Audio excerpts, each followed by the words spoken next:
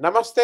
आज मेरे साथ एक इम्पोर्टेंट मेहमान हैं हिमांशु बयानी साहब। हिमांशु बयानी साहब मूल रूप से ये बिज़नेस जर्नलिस्ट हैं, लेकिन चूँकि बिज़नेस और पॉलिटिक्स का एक बहुत ही अहम रिश्ता होता है, इसको कहते हैं ना चोली दामन का साथ रहता है, तो पॉलिटिकल रिपोर्टिंग भी अच्छी करते हैं।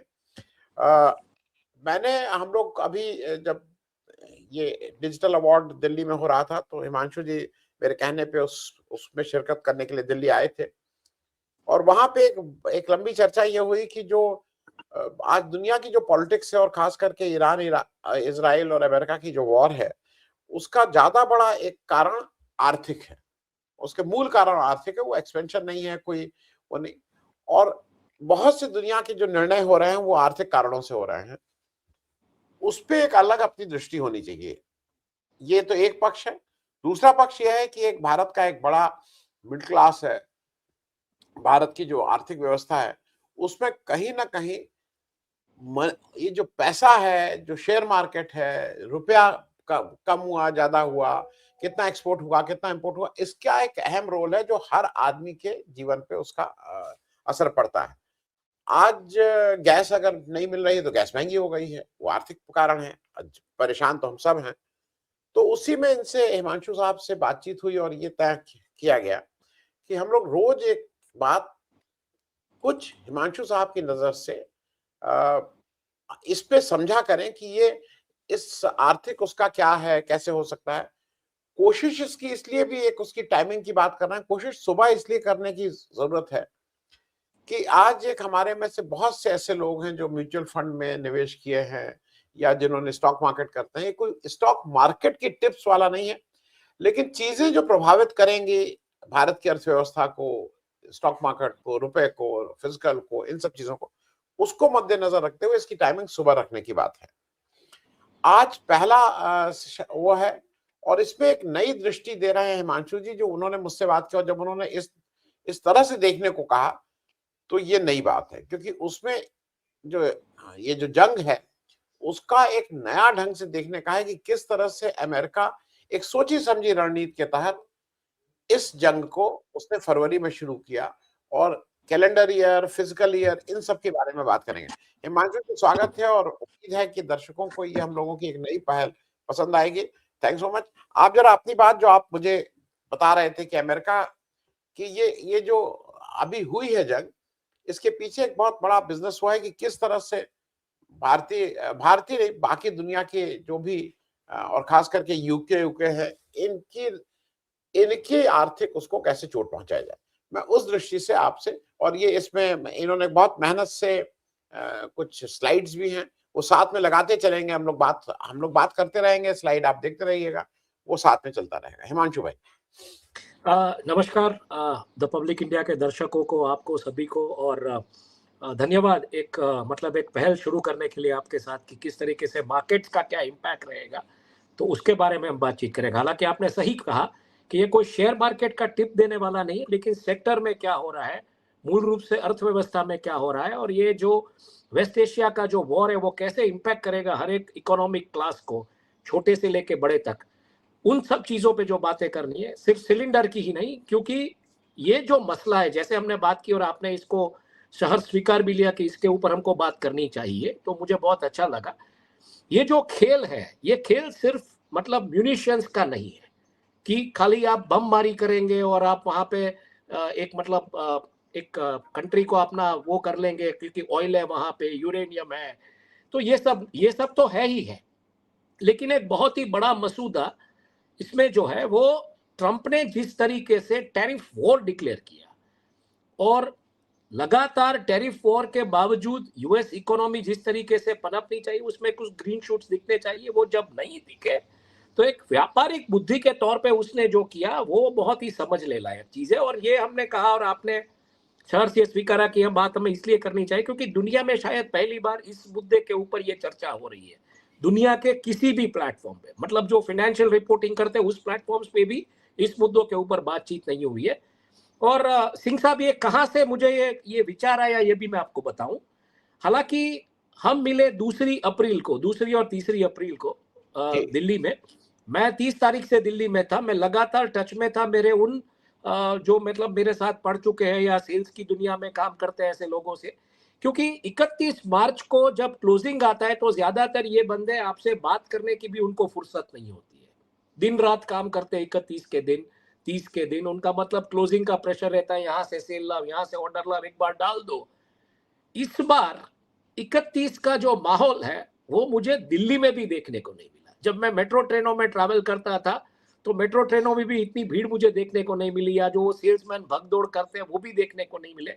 शायद टेक्नोलॉजी का भी इम्पैक्ट हो सकता है, लेकिन कुछ मेडिकल रिप्रेजेंटेटिव्स, कुछ मेरे सेल्स में जो मित्र है, जो कुछ व्यापारी लोग हैं, उन सबसे जब बात हुई तो बोले कौन सी 31 मार्च। तो वहां से विचार आया कि ये क्यों हुआ है। 28 तारीख को जब भारत में संसद में बजट पेश हुआ, उस दिन सबसे पहला बम गिराया गया ईरान पर, और तब से आप देखिए लगातार 1 महीना, उन्होंने कहा था कि ये युद्ध 4 हफ्ते या 5 हफ्ते चलेगा, और लगातार ये युद्ध जो है वो 1 महीने चला। तो ज्यादातर एक बिजनेस की पार्लेंस में, या अगर आप देखने जाए तो ऐसी बातें आती है कि जब कोई बड़ा खिलाड़ी छोटे लोगों को काम देता है, थर्ड पार्टी कॉन्ट्रैक्ट देता है, तो वो हमेशा उसका जो लास्ट बिल होता है, लास्ट फिस्कल का, उसमें कुछ नुक्स निकालता है, कुछ करता है, और वो उसका प्रॉफिट खा जाता है। तो यहां पे यही चीज हुई। ज्यादातर कंट्रीज जो यूके फाइनेंशियल ईयर पैटर्न की तरह काम करते हैं, जहां से 1 अप्रैल से लेके 31 मार्च तक जिनकी फाइनेंशियल एंडिंग्स होनी है, वही मार्च का महीना, वही जो प्रॉफिट करने का महीना था, या वही मार्च का महीना आप खा गए। और उसमें आपकी मंशा मतलब ये थी ट्रम्प साहब की कि डॉलर की डिमांड बढ़ेगी, और डॉलर की डिमांड इसकी वजह से भी बढ़ेगी कि जब कंट्रीज के पास टैक्स नहीं होगा, कंट्रीज में मान लीजिए जब ऑयल ड्रिवन इन्फ्लेशन होगा, हमारे जैसी कंट्री में ऑयल ड्रिवन इन्फ्लेशन होगा, फर्टिलाइजर की किल्लत होगी, क्योंकि ये सब बाई प्रोडक्ट्स है ऑयल बेस्ड डेरिवेटिव्स वगैरह के, तो वहां पे आपका मतलब जो सीजन है हार्वेस्टिंग का या सोइंग का, जो भी, उस पर भी किल्लत आएगी, मानसून की एक साइकिल आएगी, और क्लाइमेट चेंज जिस तरीके से, तो उसमें जो किल्लतें आएगी, उसमें इन कंट्रीज के पास या जो टैक्स होगा वो इन्फ्लेशन ड्रिवन या डिमांड कम वाला टैक्स मनी होगा, और उनको अगले फिस्कल के लिए पैसा उठाना पड़ेगा आईएमएफ से या वर्ल्ड बैंक से, और तब जाके डॉलर की हेगेमनी वैसी की वैसी रहेगी। अब क्या हुआ है इसका मैं एक के बाद एक जो स्लाइड्स हम कल रात इसके ऊपर पूरा मेहनत करके जो आपके साथ शेयर भी किया, क्योंकि ये दर्शकों को समझाना बहुत ही जरूरी है। तो अगर आप प्लेट नंबर 1 का जो परिप्रेक्ष्य देखेंगे, अप्रैल का ट्रिगर नए वित्त वर्ष के लिए एक आधारभूत आपदा। अब वो आधारभूत आपदा क्यों कहा जाए, क्योंकि ये यूके में व्यक्तिगत कर वर्ष है। यूके का जो मतलब यूके का कैलेंडर जो फॉलो करता है, तो उसका पर्सनल इनकम टैक्स का रिटर्न वगैरह हमको भारत में भी 31, तो ऐसे बहुत सारे कंट्रीज है, कनाडा वगैरह जो भी ये स्टैंडर्ड्स फॉलो करते हैं, ऑस्ट्रेलिया वगैरह। तो 6 अप्रैल से लेके 1 अप्रैल तक बजट जो आपका आता है, या जिस तरीके से भी जो बातें आती है, तो उसमें यूके का जो व्यापारिक विश्वास है वो एकदम निचले स्तर पे चला गया है, -76 बेसिस पॉइंट्स पे चला गया है। भारत में पीएमआई की गिरावट कुछ एकदम नीचा स्तर उसमें दिखा है, और ये कहा गया है कि जिस तरीके से युद्ध का बढ़ना और भारत का जो वित्त वर्ष है, खास करके 26-27, जिसके लिए लेखा पत्र जो पेश किया गया था, यूनियन बजट जिसको बोलते हैं हम, ऑयल के प्राइसेस जिस तरीके से मार्क किए गए थे, तो ये इंपैक्ट होनी शुरू हो गई है। अब मैं कहूंगा कि आप ऐसे प्लेट नंबर 2 पे जाइए, जिसका टाइटल है अकाउंटिंग का विभाजन। अब यहां पे पूरा खेल होता है। आईएफआरएस बनाम यूएस गैप, युद्ध के धुंधलने के रिपोर्टिंग। अब उसमें क्या होता है कि आईएफआरएस के जो स्टैंडर्ड्स है बहुत सारे कंट्रीज फॉलो करते हैं। इंडिया का इंड एएस अकाउंटिंग स्टैंडर्ड है, लेकिन वो भी ज्यादातर आईएफआरएस से ही मतलब प्रभावित है। और यूएस गैप जो है वो यूएस की ही, मतलब यूएस के अलावा ज्यादातर कोई यूएस गैप फॉलो नहीं करता है। और कई कंट्रीज जहां पे मल्टीनेशनल कंपनियां काम करती है, वो आईएफआरएस और यूएस गैप और इंड आईएस का पूरा मिक्स करके करती है। जैसे ये मैकडोनाल्ड्स है, डोमिनोज है, कोका कोला, ये सब की जो इंडियन सब्सिडरीज है वो आईएनडीएस के स्टैंडर्ड के मुताबिक अपना रिपोर्टिंग करती है, तो वो कहीं ना कहीं आईएफआरएस का मॉडल फॉलो करती है। अब उसमें क्या होता है, उसमें एक बड़ी व्यवस्था है लीफो और फीफो की। मतलब जो आईएफआरएस कंट्रीज जो ये जनरली रिपोर्ट करते हैं, उसको फीफो मतलब फर्स्ट इन फर्स्ट आउट। तो आज मान लीजिए जो तेल के जहाज या गैस के जहाज हमारे यहाँ पे आते हैं फर्स्ट इन फर्स्ट आउट, तो फर्स्ट क्या आया, तो उस तरीके से उसको आपको ले जाना पड़ेगा बाहर।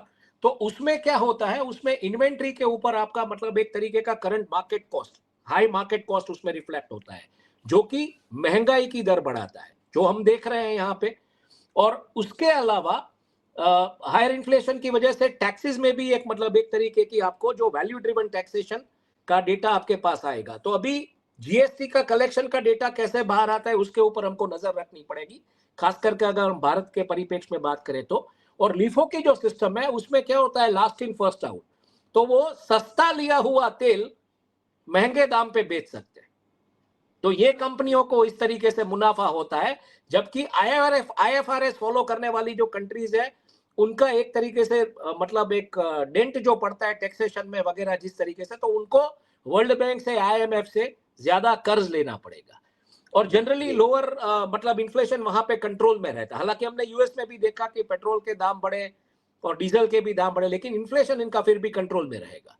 तो अभी जो नया मानक आया है जहां पे आईएफआरएस और यूएस गैप अकाउंटिंग स्टैंडर्ड्स के मुताबिक जो काम आ रहा है, उसमें अब नया एक एलिमेंट दिया गया है, युद्ध प्रभावित क्षेत्र और स्थिर क्षेत्र, और उसके मुताबिक पूरा का पूरा चलेगा। तो एमएनसीज, खास करके जो अमेरिकन एमएनसीज जो दुनिया भर में काम कर रही है, उनको शायद इससे बेनिफिट होगा, लेकिन इनको भी कहीं ना कहीं ऋण लेना पड़ेगा, तो डॉलर की डिमांड बढ़ेगी। तो ये पूरा का पूरा ट्रंप का जो खेल था 28 से जो शुरू किया, एंड जिस तरीके से जो फाइनेंशियल ईयर जो यूके स्टैंडर्ड्स के मुताबिक जो कंट्रीज फॉलो कर रहे हैं उसका इंपैक्ट हुआ। और उसके बाद ये एमएनसीज की जिस तरीके से मुनाफाखोरी भी बढ़ेगी, लेकिन उनको कहीं ना कहीं ऋण लेना पड़ेगा अपना सर्वाइवल करने के लिए। जैसे अमेज़न के फैसिलिटीज मिडिल ईस्ट में कुछ तबाह हो गए, तो उनको भी ऋण लेना पड़ेगा। तो वो जो साइकिल है डेट की और डॉलर की जो डिमांड है और डॉलर की जो हेगेमोनी है, उसको बरकरार रखने में शायद ये पूरा गणित कहीं ना कहीं ट्रम्प टैरिफ के बाद जो सफल इतना नहीं हुआ, उसके बाद ये था। और उसमें ऐसे कंट्रीज है कनाडा वगैरह जिन्होंने ट्रम्प टैरिफ का विरोध किया था। तो ये सब कंट्रीज उस सेगमेंट में आते हैं जो आईएफआरएस वाले हैं, और उनको ये समस्या होगी। अब मैं चाहूंगा कि आप मैं हिमांशु भाई, मैं जी बीच में अपने दर्शकों को एक छोटी सी वो समझा दूं। जी जो हिमांशु भाई समझा रहे हैं, मेरे आम दर्शक हैं, उनको सिर्फ मैं ये समझाना चाह रहा हूँ, दो अकाउंटिंग वो होते हैं साइकिल। एक अप्रैल टू मार्च चलता है जो यूके ड्रिवन है, जो हमारे यहाँ होता है, यूके में होता है, और एक जनवरी टू दिसंबर होता है जो यूएसए फॉलो करता है।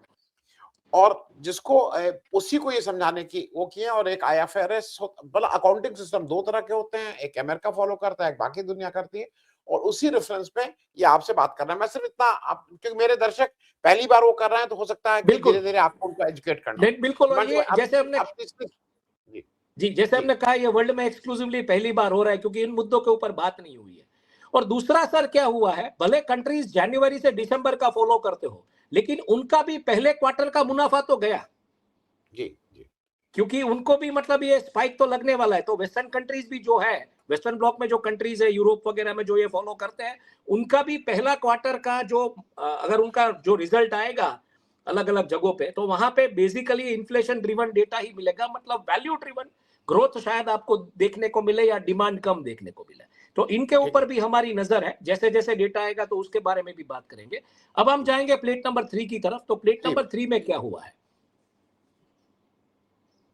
तो देखिए सबसे बड़ी इंपैक्ट जो यहाँ पे हुई है वो ऊर्जा और विनिर्माण का जो मैन्युफैक्चरिंग का झटका भारत के औद्योगिक इंजन के दबाव पर लगा है। तो इनपुट की लागत, मतलब जो कॉस्ट है आपकी, क्योंकि हम एक फ्यूल इंपोर्टिंग इकोनॉमी, और फ्यूल इंपोर्ट करने के लिए भी हमको करेंसी इंपोर्ट करनी पड़ती है। हालांकि ईरान के साथ हमारा रूपी ट्रेड में सब चल रहा था, रशिया के साथ भी चल रहा था, लेकिन अब स्ट्रेट ऑफ हॉर्मुज बंद करने के बाद ईरान ने कहा आप युआन में लीजिए। तो कहीं ना कहीं हमको बेसिक जो कमोडिटी हमारे देश को चलाने के लिए, वो इंपोर्ट करने के लिए भी करेंसी कहीं ना कहीं इंपोर्ट करनी पड़ेगी। तो 2022 के बाद सबसे तेज वृद्धि अगर देखने को मिली, उसमें 69% कंपनियां उसकी आपूर्ति श्रृंखला में रिपोर्ट कर रही है। लेकिन 2022 के बाद सबसे तेजी वृद्धि में जो रिपोर्ट आई, उसके बाद ये सबसे बड़ा झटका कहीं ना कहीं भारतीय कंपनियों को लगा है।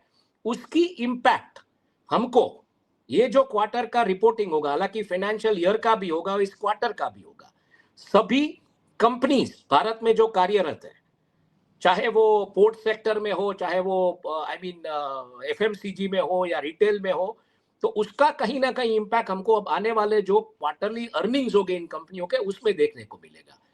मैन्युफैक्चरिंग में जिस तरीके से गिरावट देखने को मिली है पीएनआई में 45 महीने का सबसे निचला 53.9, और हॉर्मुज स्ट्रेट जो बंद है, ब्रेंट क्रूड कहीं ना कहीं 115 से 120 डॉलर प्रति बैरल जाने की जो संभावना पूरी दुनिया में लोग कह रहे हैं, रुपया भी शायद 100 तक पहुंच सकता है, ऐसी जो बात है उसमें अगर हम कैलकुलेट करें तो जब डॉलर एक प्रति बैरल जब $1 बढ़ता है तो भारत के ऊपर 800 करोड़ का एक तरीके से आर्थिक बोझ बढ़ता है।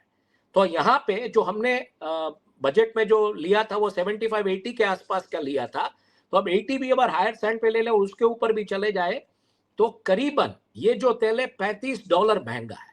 तो 35 मल्टीप्लाई बाय 800 करोड़ आप कर लीजिए, उस तरीके की लागत देश को फिलहाल आर्थिक बोझ के रूप में आना शुरू हो गई है। वो दिख नहीं रहा है, हालांकि 4 राज्यों में जो चुनाव है, केरल, वेस्ट बंगाल और बिहार वगैरह, जहां जहां पे भी चुनाव है, तो इसके चलते शायद अभी ये देखने को ना मिले, लेकिन चुनाव के खत्म होने के बाद शायद इसका इम्पैक्ट हमको देखने को मिलेगा, या तब तक क्या परिस्थितियां होती है वॉर की वो भी हमको देखने को मिलेगा। सबसे बड़ी जो समस्या है वो उर्वरक संकट, मतलब जो फर्टिलाइजर कि भारत के लिए अन्न भंडार पंजाब है, वहां पे सबसे बड़ी उपज का जोखिम, और अभी मतलब खरीफ की फसल की जो सोइंग वगैरह शुरू हुई उसमें भी आपको फर्टिलाइजर्स की डिमांड रहेगी, और ज्यादातर मिडिल ईस्ट जो है वो एमोनिया, फॉस्फेट, ये सब जो वहां से वेस्ट एशिया से आता है, तो उसमें कहीं ना कहीं किल्लतें हमको देखने को मिल सकती है। तो वो फूड इन्फ्लेशन के ऊपर भी उसका प्रेशर रहेगा। तो ये अब कहने का मतलब ये कि म्यूनिशंस, हिमांशु भाई, ये भारी उपज का मतलब क्या हुआ? भारी उपज तो ज्यादा प्रोड्यूस हो गया ना। हाँ, भारी उपज का जोखिम मतलब ज्यादा उपज नहीं आएगी। वीट वगैरह की जो ग्रेनरी है पंजाब, वहां से कितना मतलब डेंट पड़ेगा वो देखना पड़ेगा, तो वो शायद फूड इन्फ्लेशन के ऊपर भी एक प्रेशर डाल सकता है। और इसके चलते यही बात है कि खाली बम गिराने की बात नहीं थी ईरान के ऊपर, पूरी दुनिया में एक मंदी की साइकिल और उसमें डॉलर की डिमांड कैसे हो, ये बात थी। अब मैं चाहूंगा कि आप प्लेट नंबर 4 पे आए, तो भारत की जो बात है उसी को कंटिन्यू करते हुए आईएनआर जो है वो 95 की लड़ाई लड़ रहा है अभी, और 100 तक जा सकता है। आरबीआई ने हालांकि जो कुछ सट्टेबाजी जो होती है करेंसी में उसके ऊपर कुछ प्रतिबंध लगाए हैं, और 95.21 आज हालांकि डॉलर कुछ 93-92 के बीच खेल रहा है, लेकिन विदेशी मुद्रा जो है उसमें हमारी करीबन जो 722 बिलियन की जो थी एक पीक, उसमें ऑलमोस्ट $40 बिलियन की गिरावट नोटिस हुई है, और वो 688.1 बिलियन है। ये क्यों हुआ है? ये भी इसलिए कि आपके जो रिमिटेंसेज है फॉरेन से, जो हमारे जो भारत के लोग जो कहीं पे काम करते हैं, रिमिटेंसेज जो इंडिया में आते हैं, वो भी उसमें भी कहीं ना कहीं इसकी असर देखने को मिली है, क्योंकि युद्धग्रस्त हालात में ये लोग काम पे नहीं जा सकते हैं या दूसरी समस्याएं हैं, तो इसके चलते ये हुआ है। तो कहीं ना कहीं अब अगर हम देखने जाए तो ₹100 जो पहुंचने की बात है, जो एक्सपर्ट्स बोल रहे हैं, वो शायद अगर ये 3-4 क्वार्टर, मतलब ये 3-4 क्वार्टर नहीं, लेकिन 3-4 महीना अगर ये क्वार्टर रहा, तो इसकी इंपैक्ट हमको डोमेस्टिक कंजम्पशन पे, डोमेस्टिक टूरिज्म एक्टिविटीज पे, डोमेस्टिक जितना भी हमारा डिमांड है उसके ऊपर देखने को डेफिनेटली मिलेगी। हालांकि भारत जो है वो एक डोमेस्टिक डिमांड ड्रिवन कंट्री है, यहाँ पे शादियां होती है, फंक्शंस होते हैं, ये सब होते हैं। अभी त्योहारों की सीजन नहीं है, अगर त्योहारों की सीजन होती और खाद्य तेल जो है वो भी इंपोर्ट जिस तरीके से उसमें भी समस्याएं आती, तो वो इन्फ्लेशन और प्रेशर होता। लेकिन मुझे लगता है कि आज हम बात कर रहे हैं अप्रैल में, अगर 3 महीने ये ले ले हम, अप्रैल मई जून यानी कि पहला क्वार्टर, तो जुलाई और अगस्त से मतलब त्योहारों की सीजन पूरे भारत में शुरू हो जाएगी। तो उसमें क्या इम्पैक्ट देखने को मिलेगी इन सब चीजों की, ये भी अभी जो डेटा जिस तरीके से आएगा उसके ऊपर पता चलेगा। अब मैं चाहूंगा कि आप प्लेट नंबर 5 पे चले जाए। देखिए, सबसे बड़ा चीज जो ट्रंप ने जो खेला और उसमें जो खेल में कहां पे वो मात खा गई, ये भी समझने लायक है। डेट बेस्ड सिस्टम जो है यूएसडी में, खास करके यूएस ट्रेजरी बॉन्ड, उसमें 3.9 ट्रिलियन की गिरावट देखने को मिली। मतलब कॉन्ट्रैक्टिंग यूएस जो हेगेमोनी है उसका असर देखने को मिल रहा है, और यूएस की जो परिस्थिति है उसके ऊपर कहीं ना कहीं जो निवेशकों की नजर है, उनको लगता है कि सेफ हेवंस नहीं है अभी यूएस ट्रेजरी बॉन्ड। तो उसके चलते गोल्ड में करीबन 4 ट्रिलियन की बढ़त देखने को मिली है। ज्यादातर जो ये जो इमर्जिंग मल्टीपोलर वर्ल्ड हो रहा है, जिसमें गोल्ड और युआन की जिस तरीके से डिमांड आ रही है, सेंट्रल बैंक के होल्डिंग्स भी बढ़े। जनवरी में जिस तरीके से $5,000 प्रति आउंस जो चला गया था गोल्ड, और हालांकि फिलहाल अभी गोल्ड में इसलिए मंदी देखने को मिल रही है कि सटोड़िए जो है वो गोल्ड से मुंह घूम के तेल में खेल रहे हैं, मतलब कच्चे तेल वगैरह में और करेंसीज में खेल रहे हैं। तो कहीं ना कहीं ये भी देखने को मिला है कि जो यूएस का जो खेला था, ये बम गिरा के पूरी इकोनॉमी को, पूरी वर्ल्ड की इकोनॉमी को अपने कब्जे में लेकर और फिर डॉलर की हेजेमोनी बढ़ाने को, वो कहीं ना कहीं अभी कंट्रोल होते हुए नहीं दिख रहा है। इसीलिए आज स्टेटमेंट आया ट्रंप का कि ट्यूसडे को हम ब्रिजेस तोड़ेंगे, हम ये तोड़ेंगे, वो तोड़ेंगे। तो हर बार स्टेटमेंट्स आने पे मार्केट में कहीं ना कहीं एक इंट्रिकसीज आती है और उसकी वजह से जो समस्याएं होगी, तो मुझे लगता है ये युद्ध इतनी जल्दी समाप्त नहीं होने वाला है, क्योंकि टैरिफ की मार, उसके ऊपर ये कुछ ऐसे कैलकुलेशंस जहां पे कि डॉलर की डिमांड बढ़े, लेकिन डॉलर की डिमांड बढ़ नहीं रही है। तो इसके चलते मतलब ये नए विश्व की एक आरक्षित मुद्रा होने जा रही है युआन। और जैसे यूरो बना था, वैसे डॉलर की जो पूरी एक वर्ल्ड रिजर्व करेंसी की तरीके से जो मतलब एक डिमांड थी जो भी है, उसमें कहीं ना कहीं अगर युआन में ट्रेडिंग शुरू होती है और ब्रिक्स नेशन में अगर rouble, South African rand, Brazilian currency, Russian rouble, Chinese yuan और इंडियन रुपी का एक मिश्रण करके कुछ करेंगे, तो शायद ऐसी कोई करेंसी आएगी जो कि एक ट्रेड ब्लॉक बनेगा पूरा का पूरा। तो ये भी कैसे जाना है, क्योंकि ट्रंप ने आते ही पहले टाइम पे, मतलब जब वो बतौर प्रेसिडेंट चुने गए थे, लेकिन उन्होंने व्हाइट हाउस में अपना कदम नहीं रखा था, तब के उनके स्टेटमेंट्स ब्रिक के खिलाफ आ रहे हैं। तो कहीं ना कहीं अब ये जो पूरा ब्रिक्स का और क्रिंक्स का मॉडल है, क्रिंक्स यानी कि China, Russia, Iran, north Korea and Saudi Arabia, तो ये जो पूरा मॉडल जिस तरीके से बन रहा था, पेट्रो युआन अभी हट के पेट्रो डॉलर की तरफ चला गया है इसके हालात में, तो कहीं ना कहीं थोड़ा डॉलर मजबूत हुआ है, लेकिन डॉलर ओवरऑल एक कॉन्फिडेंस कहीं ना कहीं खो रहा है। वर्ल्ड की जो बैंक है, सेंट्रल बैंकर्स, उनका जो विश्वास है वो गोल्ड में बढ़ रहा है। हालांकि गोल्ड अभी कम है, लेकिन फिर भी वो गोल्ड की तरफ झुकेंगे, ये बिल्कुल तय बात है, और गोल्ड आने वाले दिनों में शायद बढ़ सकता है, ऐसा भी कई एक्सपर्ट्स का मानना है। अब मैं चाहूंगा कि आप स्लाइड नंबर 6 पे आ जाइए, क्योंकि यहाँ पे सबसे बड़ी चीज है कि ऐसे हालात में विश्व बैंक, आईएमएफ, ये सब क्या करेंगे। तो आईएमएफ और विश्व बैंक ने पूरा का पूरा एक वॉर रूम खड़ा कर दिया है आपातकालीन, मतलब जो लिक्विडिटी लाने के लिए आईएमएफ जिस तरीके से भुगतान करने चाहिए, उसके जो कूपन्स वगैरह, एसडीआर के जो आवंटन है, रिजर्व कूपन्स जो होते हैं, वो भी उन्होंने करीबन कुछ $100 प्रति बैरल के लिए जो ऐसे मुल्क है, जो ऐसे कंट्रीज है, जो ऐसे राष्ट्र है, उनको देने के लिए कहा गया है। दूसरी तरफ अगर हम देखने जाए तो क्रेडिट्स की भी बात हो रही है, खास करके खाद्य और उर्वरक, जो फूड एंड फर्टिलाइजर सब्सिडी हर एक कंट्री में, कहीं ना कहीं अफ्रीकन नेशंस में खास करके, तो उसके लिए भी ऋण कैसे देना है, उसके लिए भी एक तरीके से वर्ल्ड बैंक भी इसमें अभी एक्शन मोड में आ गया है। और ऐसे राष्ट्रों को भी कहा गया है कि आप विंडफॉल टैक्स, मतलब विंडफॉल टैक्स यानी कि जो एक्सपोर्टर्स को एक तरीके का टैक्स इंसेंटिव दिया जाता है, उसके ऊपर वो विंडफॉल टैक्स आप रिकवर करके कुछ, जो भारत में भी बात आ रही है कि जो ऑयल रिफाइनर्स है जो एक्सपोर्ट कर रहे हैं, उनको शायद आने वाले दिनों में विंडफॉल टैक्स का गेन्स ना मिला या उससे वो लिया जाए वापस, तो वो कहीं ना कहीं ऐसी सिस्टम में यूज करना है आपको। तो ये भी एक तरीके का एक जो आने वाली जो समस्या है फाइनेंशियल संकट की, जो पूरे राष्ट्र पे, जो मतलब पूरे विश्व पे जो आ रही है, उसमें कहीं ना कहीं आईएमएफ और वर्ल्ड बैंक की भी ये तैयारियां हो रही है। और ये एक तरीके का डेट ही होगा, ये डॉलर में ही होगा। तो जैसे मैंने पहले ही कहा था कि डॉलर को मजबूत रखने के लिए, डी डॉलराइजेशन की गेम के सामने खेलने के लिए ये बम गिरा गए, तो ये बात है। अब हम चलते हैं स्लाइड नंबर 7 पे। अब उसमें यही बात जो मैंने पहले कही थी कि भारत के राजस्व में छेद होने की संभावना है। करीबन 13 रुपया प्रति लीटर का जो एक्साइज ड्यूटी घटा है, और तेल दिग्गजों के ऊपर जो साझा सब्सिडी, मतलब जो विंडफॉल टैक्स की जो बात आ रही है, तो वो कहीं ना कहीं इम्पैक्ट करेगा। दूसरा कि अगर रुपया 100 रुपये प्रति डॉलर पहुंचता है, तो इसकी भी एक इम्पैक्ट आएगी, और हॉर्मुज कब खुलेगा, युआन में आप कब कैसे ट्रेड करेंगे, ये सब भी देखना पड़ेगा। और 2026 वह वर्ष है जहां लेखांकन और नीतियां, मतलब राष्ट्रीय सुरक्षा को प्राथमिक उपकरण बन गई है।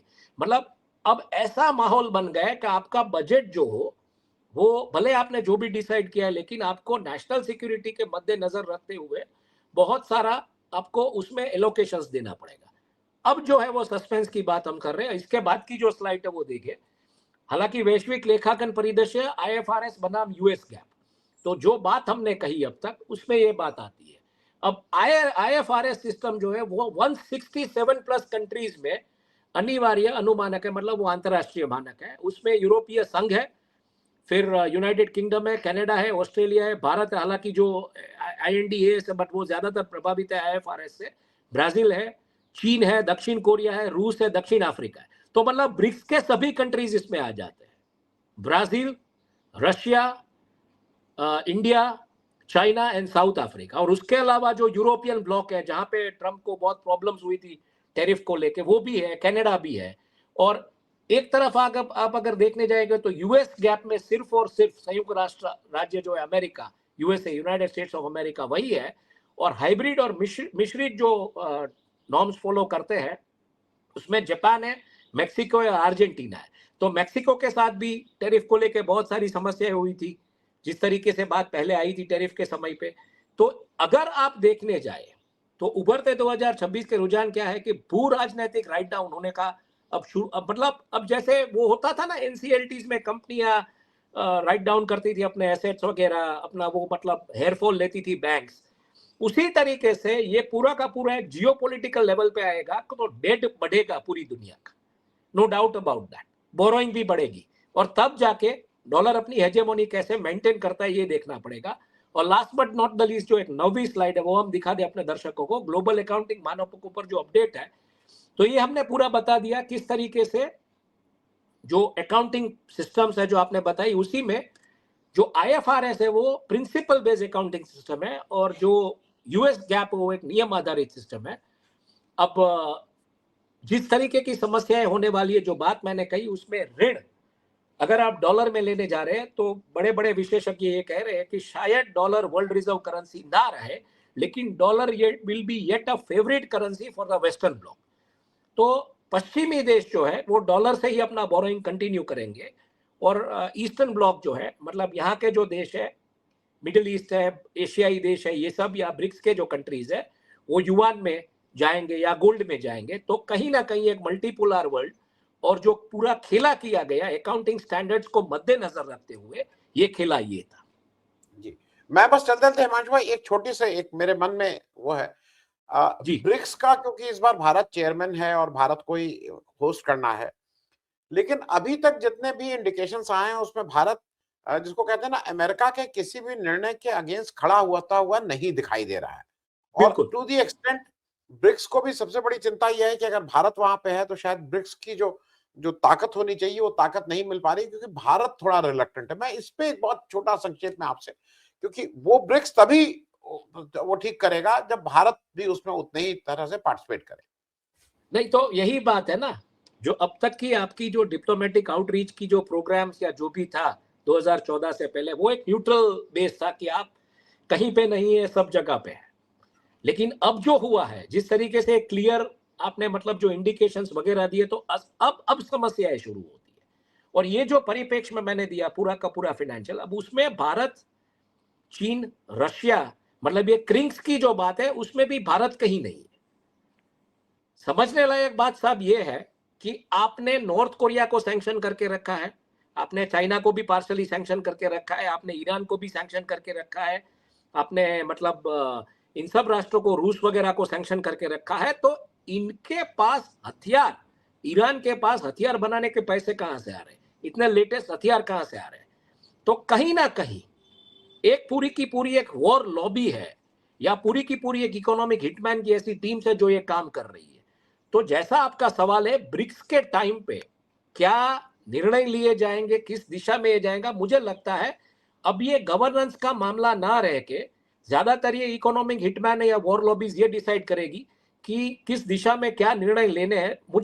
मुझे फिर भी एक भरोसा है कि अगर ब्रिक्स हिम्मत करके अपनी करेंसी, जो कि एक mix of Russian rouble, mix of Indian rupee, Russian rouble, Chinese yuan, Brazilian currency, south Africa का करेंसी लेके आता है, तो यूरो जैसा एक करेंसी, और वहीं पे वो ट्रेड ब्लॉक करे वगैरह, लेकिन क्या यूएस को ये मंजूर रहेगा? और क्या युआन उस तरीके से एक वर्ल्ड रिजर्व करेंसी धीरे धीरे बनती जाएगी? तो ये जो रे डालियो का जो प्रिंसिपल्स है, जहां पे भी उन्होंने वो राइस दिखाते 250 साल की हर एक मतलब हुकूमतों की, जैसे डच आए थे, फिर अंग्रेज आए, फिर अमेरिकन आए, और अमेरिकन का जैसे जब डाउनफॉल शुरू होता तो चाइना राइज हो रहा है, क्योंकि उनके पास अगर कुछ भी आपको बैटरी से चलाना है तो जो रेयर अर्थ मेटल्स वगैरह है वो उनके पास है। तो ये लड़ाई कहीं ना कहीं डॉलर का वर्चस्व कायम रखने की है, रेयर अर्थ मेटल्स के पे ऊपर कब्जा लेने की है। और ईरान का सबसे बड़ा चीज अगर आप देखने जाए तो मैं बहुत स्टडी किया, क्योंकि ये थोड़े दिनों में लाइव नहीं जा रहा था, आज ये पहला लाइव कर रहा हूं मैं आपके साथ 90 दिन के बाद। दिसंबर से मैं कहीं लाइव नहीं गया हूं, तो इस ऐसे मुद्दों पे ही मुझे बात करनी है। ईरान की जो ज्योग्राफी है, वो ज्योग्राफी ऐसी है कि वो नेचुरल टेरेन है, नेचुरल ज्योग्राफी है। बाकी के जो यूएई में खड़े किए गए वो सब सिटीज खड़े किए गए। तो कहीं ना कहीं ईरान को खत्म करके उसके पास जो भी मतलब वेपन ग्रेड यूरेनियम है या जो रेयर अर्थ मेटल्स है उसको पकड़ना है। अगर ईरान अपने तरीके से अगर मजबूत हो जाता है उस ब्लॉक में, तो जो जीसीसी कंट्रीज है उनकी कोई वैल्यू नहीं रहेगी। तो ये लड़ाई कहीं ना कहीं इन मुद्दों के ऊपर भी लेके है। लेकिन इसमें जैसे आपने कहा, जो सवाल आपने पूछा कि ब्रिक्स में भारत क्या निर्णय लेगा, ये फिलहाल कहना मतलब भारत को एक तरीके से उसी जो नेहरू डॉक्टरीन था, जो बेसिकली नेहरूवियन डॉक्टरीन जो था कि आप सब जगह पे और आप कहीं नहीं भी है, उसी को मद्देनजर रखते चलता पड़ेगा। और मुझे लगता है आपको ऐसा है कि हम एक इनवर्ड इकोनॉमी है। तो at the end of the day, जब 2008 की क्राइसिस आई थी, डॉक्टर रघुराम के व्हाइट पेपर के ऊपर से डॉक्टर मनमोहन सिंह, स्वर्गीय डॉक्टर मनमोहन सिंह ने जिस तरीके से निर्णय लिए थे कि अल्टीमेटली इस कंट्री में आपको आज 140 की करोड़ की पॉपुलेशन को 2 टाइम खाना देना है, मनरेगा की स्कीम दी थी या जो भी कहा था, तो उसी दिशा में आपको ये ले जाना है। मिलेनियल्स आप बनाइए, लेकिन क्या मिलेनियल्स जॉब क्रिएट कर पाएंगे? जॉब क्रिएट करने के बाद वो जॉब सस्टेनेबल रहेंगे? ये सबसे बड़ा सवाल है। आज अगर मान लीजिए कि युद्ध का ऐसा माहौल बनता है जहां पे गैस की सिलेंडर नहीं है, मैं पिछले दिनों जाना हुआ, मेरा बॉम्बे हुआ, दिल्ली जाना हुआ, तो सब जगह पे आपने भी देखा, आप जिस होटल में ठहरे थे वहां पे सिलेंडर नहीं था, तो आपको भी स्विगी से खाना ऑर्डर करना पड़ा। तो ये हालात है सब जगह पे सर। तो इसमें sustainable job and sustainable employment और एक आपकी इनवर्ड इकोनॉमी अकबंद रहे, उसके लिए मुझे लगता है प्रयास करना पड़ेगा। ब्रिक्स में आप जो कीजिए, लेकिन अल्टीमेटली आपको भारत की जो इनवर्ड इकोनॉमी है उसको सस्टेन करना। तो आप कैसे करेंगे, मुझे लगता है देखना पड़ेगा। जी, thank you so much Himanshu भाई। और मैं सिर्फ इतना एक चीज कह दूं, जो मेरा अपना ऑब्जर्वेशन है, चाइना ने इस तरह से पूरी दुनिया की मैन्युफैक्चरिंग को कंट्रोल किया है कि जब कोई भी जहाज जो बम गिराने जा रहा है उसमें भी चाइना का कुछ सर्किट लगा हुआ है, और जो डिफेंस सिस्टम उसको रोक रहा है उसमें भी चाइनीज, चाहे वो बम गिराएं चाहे बम रोकें, चाइना वहां मौजूद है। और मैं अपने दर्शकों से इतना ही कि रोज इसको देखिए, स्टॉक मार्केट खुलने से पहले हम कोशिश करेंगे कि ये रोज का अपडेट आपके पास आ जाए। जी, मैं फिर से कह रहा हूं, ये कोई स्टॉक मार्केट टिप्स नहीं है, लेकिन दिन भर कैसे भारत की अर्थव्यवस्था मूव करेगी उस पे एक कोशिश है, और कोशिश करेंगे इसको, और आपका सजेशन आता रहेगा, आपके रिमार्क्स आते रहेंगे, तो इसको रुचिकर और कैसे बनाएं, ये कोशिश रहेगी। थैंक यू सो मच, बहुत बहुत धन्यवाद। लास्ट जाते जाते मैं इतना कहूंगा कि जो पूरी गेम है वो म्यूनिशंस की है, मार्केट्स की है, मैनिपुलेशन की है, और अल्टीमेटली इसका इम्पैक्ट मिड टर्म पे कैसे आएगा। तो पूरी की पूरी गेम जो है वो 4M की है, म्यूनिशंस, मार्केट्स, मैनिपुलेशंस और मिड टर्म पोल्स पे इसका अमेरिका में क्या असर होता है। तो वेट एंड वॉच कीजिए, मतलब क्या होता है, कैसे होता है। Correct. Thank you so much. Thank you sir, thank you.